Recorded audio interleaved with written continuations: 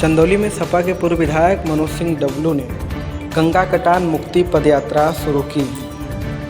5 दिनों तक गंगा के किनारे बसे गांव के लोगों से जनसंपर्क करेंगे। गंगा कटान से हुई किसानों की क्षति को पूरा कराने के लिए मनोज सिंह डबलू यह पदयात्रा कर रहे हैं। 5 दिन की पदयात्रा मौजी गांव से शुरू होकर 5वें दिन बहादुरपुर गांव में समाप्त होगी। चंदौली के कटान प्रभावित किसानों को विशेष पैकेज देने का उन्होंने मुद्दा उठाया है। पूर्व विधायक के पदयात्रा को किसानों का अपार जन समर्थन मिल रहा है। देखिए हमारे संवाददाता चंदन सिंह की रिपोर्ट। पदयात्रा क्या है पूरा कार्यक्रम? देखिए, गंगा कटान मुक्ति जनसंपर्क यात्रा है और ये गाजीपुर के बॉर्डर से महुजी गांव से शुरू हुआ है और ये पड़ाव पर 18 तारीख को पहुंचने का काम होगा।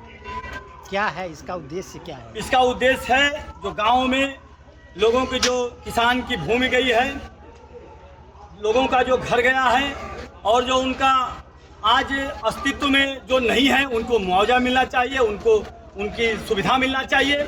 और आज यहाँ पर ये महुजी गांव में आपको याद होगा कि 5 लोगों का डेथ हुआ था यहाँ पर नाव में डूबकर। उस पर आलू खोदने के लिए गए थे। आप यहाँ पे हैं, इनकी बेटी का नाम बताइए आप। प्रीति बिंद जी भी यहीं पर डूब के मरी थी और आपकी उर्मिला प्रजापति यहीं पर डूब के 5 लोगों का डेथ हुआ था। और मैं यहाँ पर आज संकल्प लिया हूँ कि यहाँ पर आज से लड़ाई लड़ी जाएगी, यहाँ पर पक्की पुल की लड़ाई लड़ी जाएगी और एक गूंगी बहरी निकम्मी सरकार को जगाने का काम होगा। ये जाग गई तो ठीक, नहीं तो हम लोगों की सरकार आएगी, हम लोग सदन में जाएंगे तो पहला काम यहाँ पर पुल बनवाने का काम हम लोग करेंगे। मुझे याद है, मैं विधायक हुआ करता था, यहीं पर कर्मनाशा में एक महिला डूब गई थी। मैंने उसी समय आया और मैंने कहा कि विधायक निधि से 25 लाख रुपया, उस समय 1.25 करोड़ निधि हुआ करती थी और 25 लाख रुपया एक जगह पर काम देने का पैसा विधायक को देने का हकदार थे। मैंने कहा 25 लाख ले लीजिए। लोग कहे नहीं, बड़ा पुल चाहिए। मैंने कहा बड़ा पुल में कम से कम 6 महीना साल भर का टाइम लगता है। लोग कहे कोई बात नहीं विधायक जी, 6 महीना साल भर का टाइम लीजिए, लेकिन बड़ा पुल बनवाइए। मैं वो पुल को बनवाने का काम किया और मैंने घोषणा किया था कि उस पुल को उस महिला के नाम पर मैं बनवाने का काम करूंगा। लेकिन बाद में मेरी सरकार नहीं रही, मैं विधायक नहीं रहा, तो यह निकम्मी सरकार, ये लोग उस महिला के नाम से वो पुल न बनवाने का काम, कुछ उसका पुल का नामकरण दूसरा करा दिए। इसलिए उन लोगों को जगाने के लिए मैं आया हूँ कि हमारी सरकार में एक महिला के डेथ होने पर हम लोग पुल बनवाने का काम किए और 5-5 यहाँ पर गरीब लोग मरने का काम किया। और आज भी लोग अपनी जान को जोखिम में डाल के उस पार जाते हैं मजदूरी करने के लिए और आते हैं। इसलिए इसको देखते हुए इसको संकल्प लेने का मैं काम किया।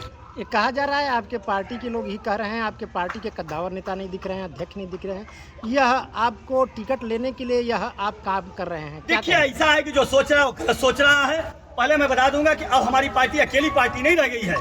यहाँ पर हमारी पार्टी समाजवादी पार्टी अकेली लड़ाई नहीं है, अब इंडिया हो गया है। और पता नहीं ये इंडिया में किसको टिकट जाएगा। यहाँ कांग्रेस लड़ेगी या ममता दीदी के प्रत्याशी भी जानते हैं लड़ने के लिए तैयारी कर रहे हैं कि बसपा को टिकट जाएगा कि सपा को लड़ेगा। जब सपा को सीट आएगी तब तो सपा के नेताओं की जरूरत पड़ेगी। मैं उन लोग नेताओं से कहूंगा कि मुंह में आप लोग मत खुलाइए, आप लोग मैदान में डटने का काम करिए और काम करिए मजबूती से। जो होगा, जिसको टिकट मिलेगा उसके साथ मजबूती से लड़ने का काम होगा।